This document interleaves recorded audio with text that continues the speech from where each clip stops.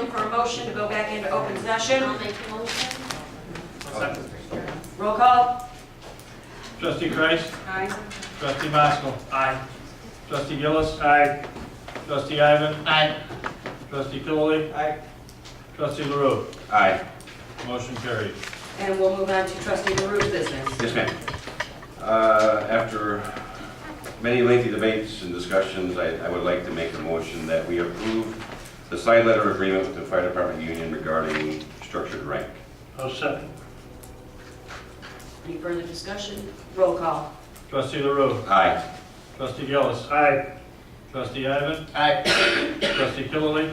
Aye. Trustee Kreis. Aye. Trustee Maskell. Aye. Motion carried. Thank you very much. Could you just remind us what structured rank means? It sets the structured rank in the fire department, so chief, deputy chief, captain, lieutenant, engineer. We didn't have that before? We had chief and deputy chief. 3 deputies. We used to have chief Oh, and so then 3. you've added we've added captain, is that what we've added? Captain, lieutenant, and 3 engineers. Oh, we didn't have lieutenant even before?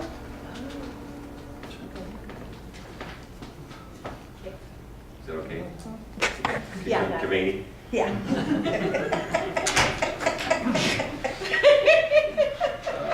Okay, moving on. I'd like also, last week I gave you all a copy of the Suburban Mutual Assistant Response Agreement.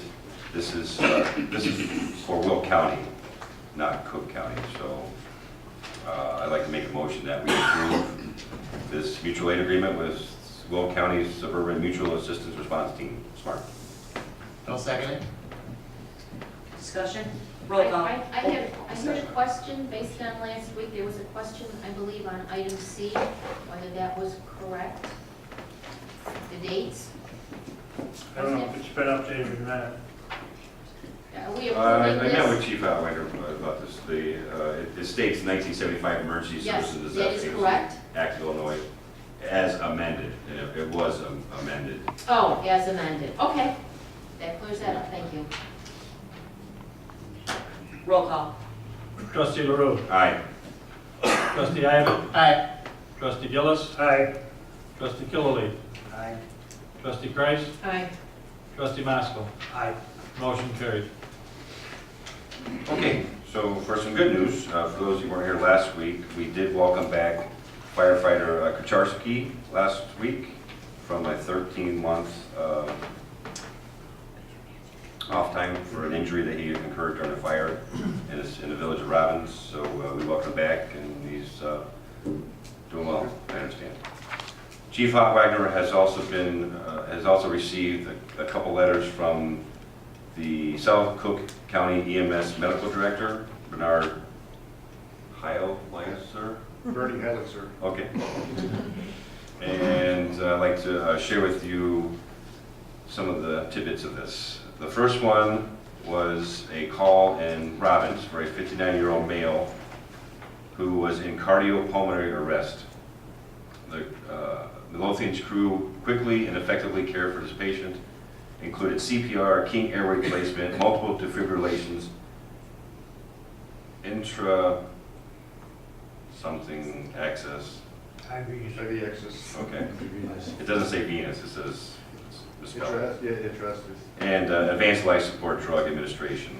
As a result of the ability of the responding crew, this patient was successfully resuscitated.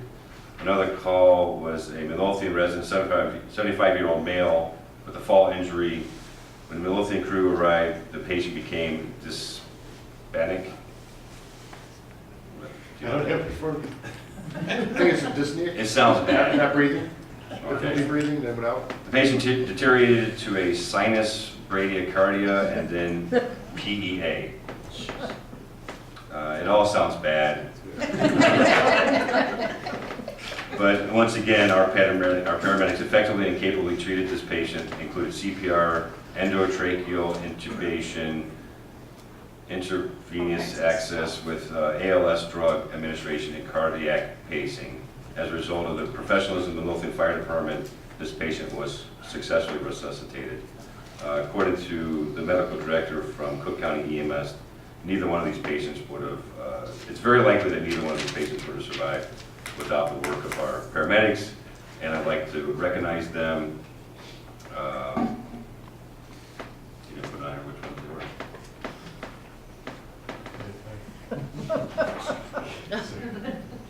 I don't have it in front of me. Chief will rate the names. Chris Swick and Keith Latek were on one call. And Mike Hanlon and Rich Moore and Jim Ditzler and Sean Gillis. So I'd like to congratulate them and thank them.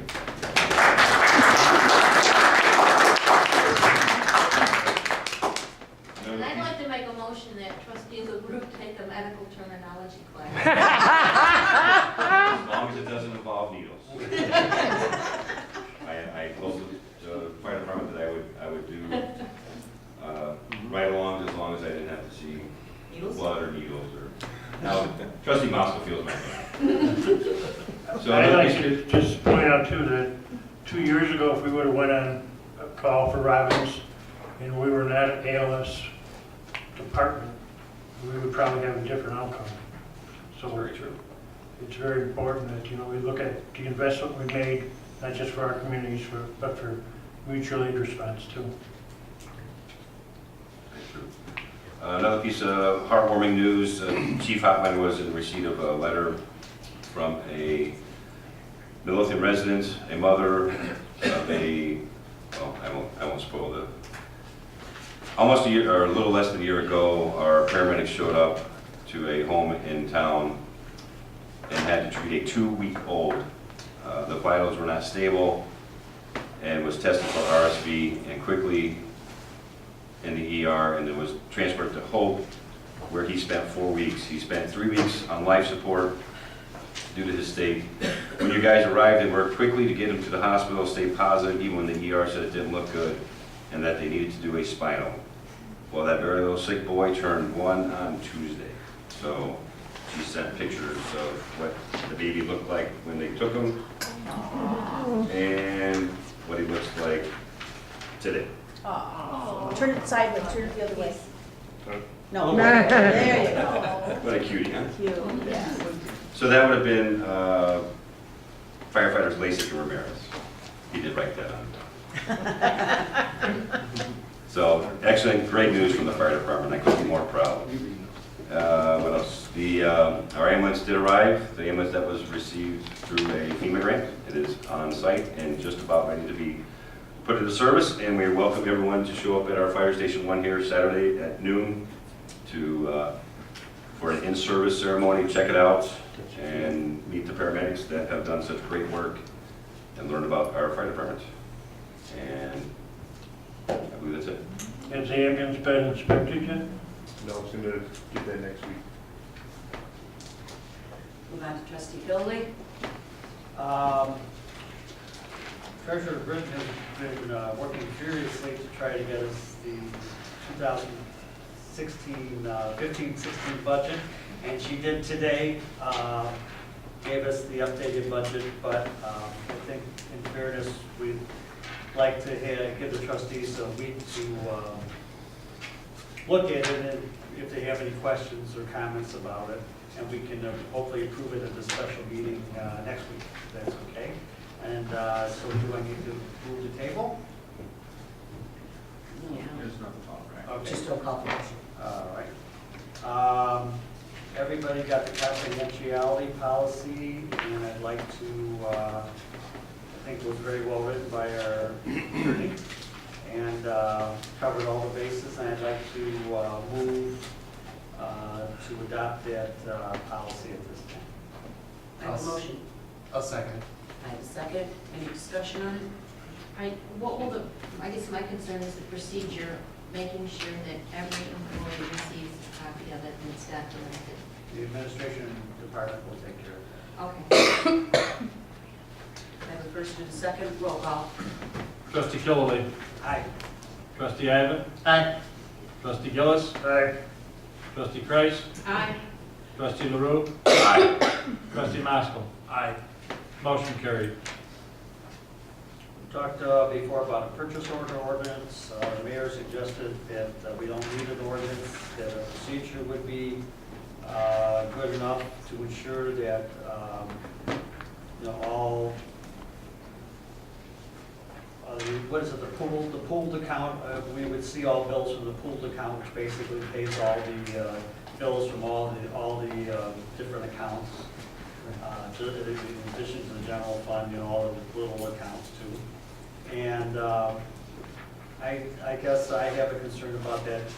I don't know what do the other trustees think? You think just, the treasurer's written said that they would change the procedures in the treasurer's department to reflect that, and all bills would have to be, except for a few that are necessary to be paid right immediately, would be in this updated procedure. What do the rest of the board think about that? Well, I sent an email to trustee Killen, and my suggestion is, yes, we do need a procedure, but I would like to see this somehow incorporated into our expenditure ordinance. And I know we talked about updating our expenditure ordinance. We used to do it annually. I do not recall the last time it was done. That would be my recommendation. Clerk Holstead, could you let us know the last time an expenditure ordinance was approved by the board? I'll look it up and see. Yeah. Okay, could you email us tomorrow, please, or as soon as you can? Yeah. I just think that that's a good idea. I think it needs to be updated, and I think this procedure could be incorporated into the expenditure ordinance. That sounds like a good idea, just to include it in there. And to do a review too. Well, we have to review the expenditure ordinance. That's what we used to do every year, and we would update it. Treasurer Britton, your opinion? I think that's a great idea.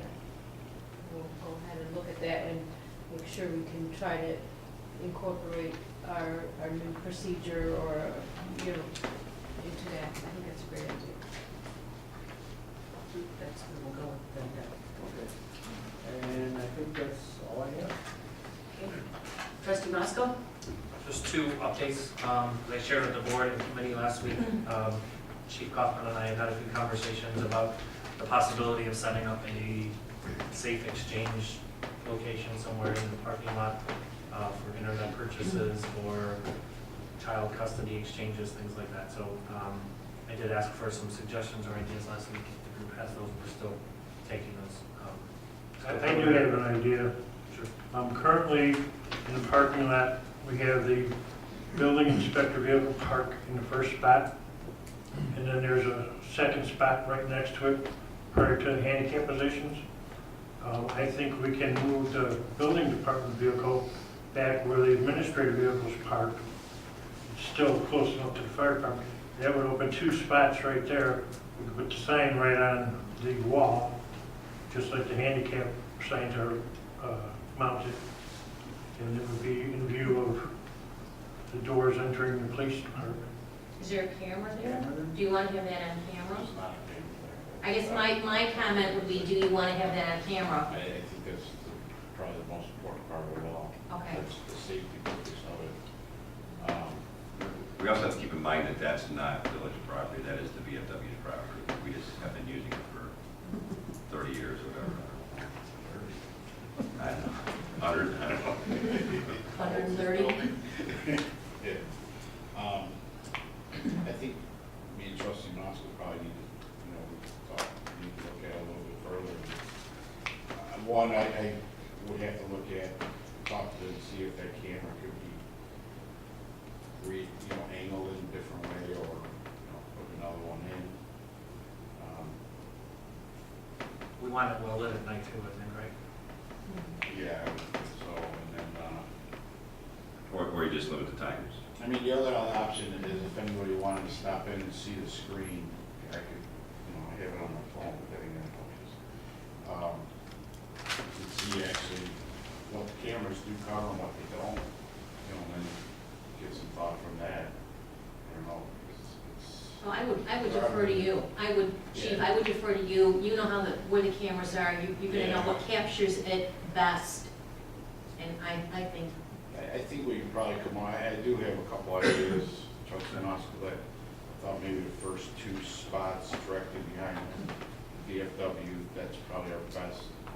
I think even the signs are probably still up from back in the day with, for administration parking only. Yeah, It's kind of diminished and we haven't used, people just using at random now. And I think that might be our best bet. When I was out looking at it a couple times, that's probably the best, one of the best shots with the camera. Being close to the police department doors, everything else. That was my best. I'll looking at it all. So whatever he's gonna do. Otherwise, like I said, come look at, or if you have time, we could look at them and kind of see what's covered, what's not. Because most of the cameras are focused more on entries, doors. But the security cameras not. That's what they were put in place for. Get a picture of the face of somebody coming in. The Community Policing Committee thought this was a pretty important issue to have, that we need to try to do what we can to follow through with this. So more to come on that. The other item I had is more of an FYI also. I'm sure there'll be further discussion and information over the coming months, but Chief Kaufman advised me that at the last 911 board meeting, Blue Island Dispatch has announced that they will be increasing their costs to be somewhere between 58 and 100%.